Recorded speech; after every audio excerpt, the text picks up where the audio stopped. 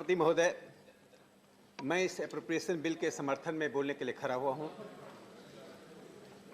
किसी भी राज्य में यदि सरकारें प्रगतिशील बजट बनाती हैं और जन पक्षधर बजट बनाती हैं तो उस राज्य में सचमुच में कल्याणकारी योजनाओं का लाभ आम जनता तक पहुंचता है। सरकारें काम तो करती हैं, बजट तो बनता है, लेकिन जब जन पक्षधरता बजट के केंद्र बिंदु में नहीं होता है तो बजट का लाभ उस आम आदमी तक नहीं पहुंचता है जो इस गणतंत्र का हिस्सा है। हमने 1950 से निरंतर देखा है, बजटें बनी हैं, सरकारों ने गरीब कल्याण और गांव के कल्याण की बात कही है, लेकिन गांव गरीब की स्थिति वही रही है जो हमने 2014 में उस क्रांतिकारी परिवर्तन के बाद देखा। प्रधानमंत्री नरेंद्र मोदी जी ने सत्ता में आते ही जिस प्रकार से कल्याणकारी योजनाओं को, राज्य के कल्याणकारी राज्य को सबस्टांसिव कल्याणकारी राज्य बनाया, वो सिंबॉलिक कल्याणकारी राज्य था जिसमें कल्याण की घोषणाएं तो होती थी, लेकिन उस कल्याण का लाभ उनके तक नहीं पहुंचता था जिनके लिए राज्य घोषणाएं करती थी। नारों से कल्याणकारी राज्य नहीं चलता है। मैं एक उदाहरण देना चाहता हूं, इतिहास की तुलना नहीं करते हुए 2014 से लेकर 2021 तक सरकार ने जो किया वो जनता के सामने है, लेकिन अभी का एक उदाहरण देना चाहता हूं। गरीबों के लिए खाद्य पदार्थ मिलना, गरीबों के घर में अनाज पहुंचना और अनाज पहुंचाना, सरकार ने इसको अपना एक संवैधानिक नहीं, एक नैतिक कर्तव्य बोध माना है। मार्च 2022 तक उन गरीबों तक मुफ्त अनाज पहुंचेगा, ये उनका हक था। उस हक को हमने दिया। प्रधानमंत्री नरेंद्र मोदी जी ने उस हक को उन गरीबों तक दिया। मार्च 2022 तक उसको एक्सटेंड किया। उस पर लगभग 22,038 करोड़ रुपया सरकार उसके लिए खर्च कर रही है। उनके हक को देने के लिए 22,000 करोड़ रुपया उन पर खर्च कर रही है। मैंने गांव और गरीब की बात कही। मैं एक उदाहरण देना चाहता हूं। आज पूरी दुनिया में फर्टिलाइजर का रेट बढ़ रहा है, हमारे विपक्ष के साथी नहीं है, क्योंकि जानते हैं कि WTO ने किस प्रकार से फर्टिलाइजर के सब्सिडी पर नियंत्रण करने की कोशिश की है।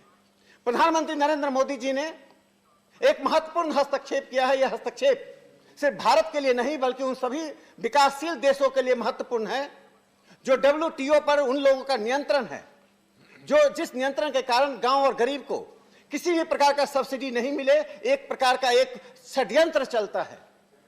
गांव और गरीब हाशिए के लोगों को और हाशिए तक रखा जाए, गरीब को गरीब बनाकर रखा जाए, किसानों की स्थिति बदतर हो जाए, यह एक षड्यंत्र चलता है।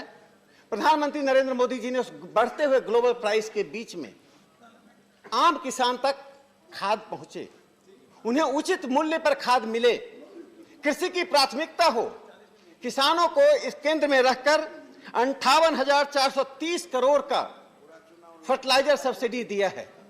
यह एक बहुत ही महत्वपूर्ण और क्रांतिकारी कदम है। किसानों के फर्टिलाइजर पर 58,430 करोड़ का सब्सिडी देना, यह भारत के किसानों के हित में उठाया गया ऐसा कदम है जिसका कोई समानांतर पिछले के दशकों में नहीं मिलता है। किसान खाद्य के लिए, पानी के लिए और अन्य सुविधाओं के लिए जिस प्रकार से तरसते रहे और सरकार एक सांकेतिक घोषणाएं करती रही, उसका यह उदाहरण है कि हम सिंबॉलिक नहीं सबस्टांसिव काम करते हैं। तीसरा मैं एक उदाहरण दूंगा। मनरेगा को हमने एक्सटेंड किया।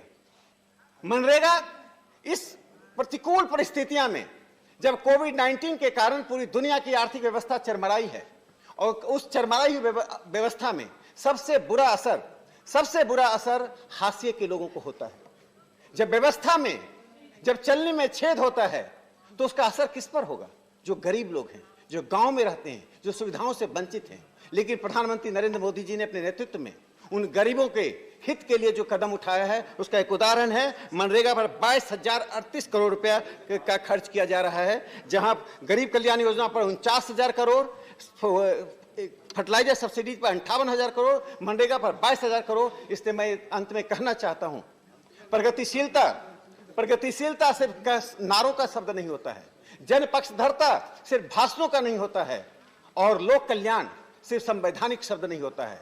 ये शब्द, ये नारे जब जमीन पर उतारा जाता है, इसके लिए ऐसा नेतृत्व चाहिए जिसमें दृष्टि हो, जिसमें जनता के लिए संवेदनशीलता हो। इस संवेदनशीलता के साथ एक समानता मूलक समाज बनाने के लिए जो हम प्रगतिशील कदम उठा रहे हैं, उसके लिए मैं प्रधानमंत्री जी का, माननीय वित्त मंत्री जी का अभिनंदन करता हूं कि सरकार एक जन पक्षधर नीतियों के साथ बजट बना रही है। इस अप्रोप्रिएशन बिल का मैं समर्थन करता हूं। धन्यवाद। धन्यवाद राकेश सिन्हा जी। Next speaker Shri Ayodhya